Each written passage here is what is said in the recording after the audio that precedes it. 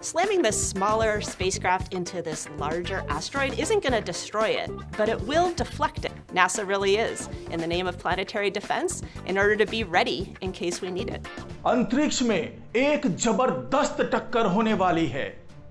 इसके लिए नासा के वैज्ञानिकों ने अपने तमाम उपकरणों से उस पर नजर रखने की योजना बनाई है और इसके लिए उसने दुनिया भर के विशेषज्ञों को अपने यहां आमंत्रित किया है ताकि वो भी इस टक्कर का गवाह बन सके और उस टक्कर से जो आंकड़े मिलेंगे वो बेहद खास होंगे, क्योंकि यही टक्कर पृथ्वी के भविष्य को निर्धारित करेगा कि आने वाले दिनों में पृथ्वी का भविष्य क्या होगा। क्या पृथ्वी किसी एस्टेरॉइड की टक्कर से तबाह हो जाएगी? ये सब कुछ इसी टक्कर पे निर्भर करेगा। नमस्कार दोस्तों, मैं हूं डॉक्टर सुरजीत सिंह और आप देख रहे हैं महना मिस्ट्री। जी हां, जैसा कि मैंने बताया आपको, इसी टक्कर से जो अंतरिक्ष में हो रहा है उससे पृथ्वी का भविष्य निर्धारित होने वाला है। यह तय हो जाएगा कि आने वाले दिनों में अगर कोई एस्टेरॉइड पृथ्वी से टकराता है तो उसका क्या नतीजा होगा।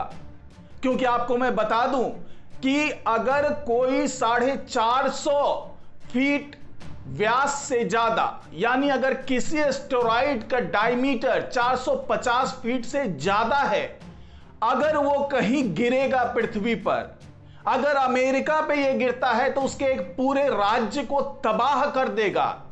और अगर ये एस्टेरॉइड महासागर में गिरता है तो वहां ऐसा सुनामी आएगा कि आसपास के कई शहरों को तबाह कर देगा। यह इतना ज्यादा खतरनाक है। तो आप इस बात का अंदाजा लगाइए कि कभी अगर ऐसा हो कि कोई एस्टेरॉइड, महज इतना छोटा एस्टेरॉइड भी पृथ्वी से टकराएगा तो कैसे विनाश की एक इबारत लिख जाएगा। नासा ने इसी टक्कर को, आने वाले टक्कर को अवॉइड करने के लिए, उसको नकारने के लिए एक योजना तैयार की है और इसी योजना के तहत अंतरिक्ष में यह टक्कर होने वाली है और इस टक्कर की तारीख भी तय कर दी गई है। इस टक्कर की तारीख है 26 सितंबर। जी हां, इसी साल 26 सितंबर को यह टक्कर होने वाली है और इस टक्कर में जो एस्टेरॉइड प्रभावित होगा उसका नाम है डिमॉर्फस और ये डिडीमॉस नाम के एक बड़े एस्टेरॉइड का चंद्रमा है, यानी उसका उपग्रह है जो उसके चारों तरफ चक्कर लगा रहा है। और इसी डिमॉर्फस से नासा का एक स्पेसक्राफ्ट टकराने वाला है और इस पूरे मिशन का जो नाम दिया है नासा ने वो है डार्ट, DART, डार्ट, यानी डबल एस्टेरॉइड रीडायरेक्शनल टेस्ट।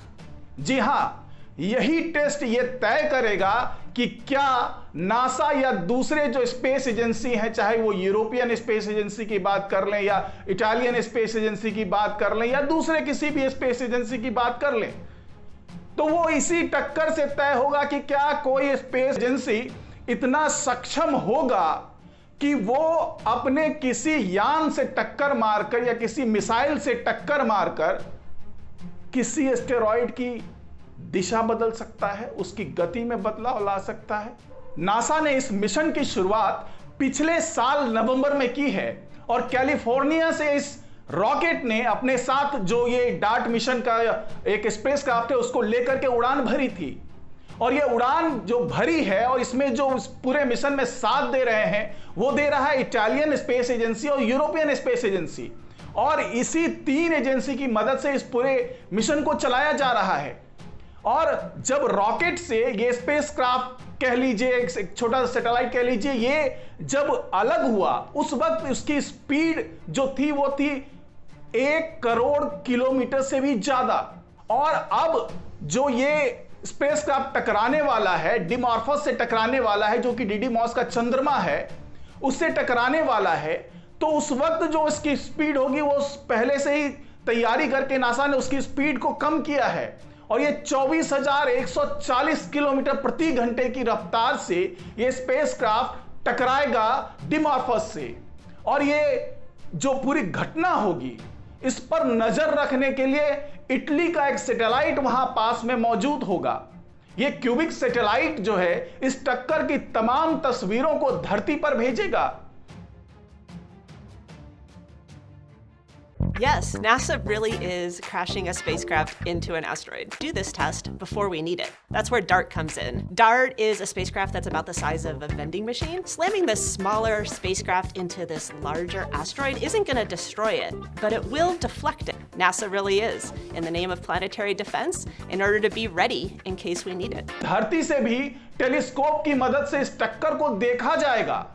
और आपको मैं बता दूं कि ये जो टक्कर होने वाली है, ये इसकी तारीख क्यों तय की गई, 26 सितंबर ही क्यों तारीख तय की गई, ये भी मैं आपको बताता हूं। दरअसल ये वो तारीख है जब ये एस्टेरॉइड जो है, जो डिडीमॉस है, वो पृथ्वी के सबसे करीब होगा।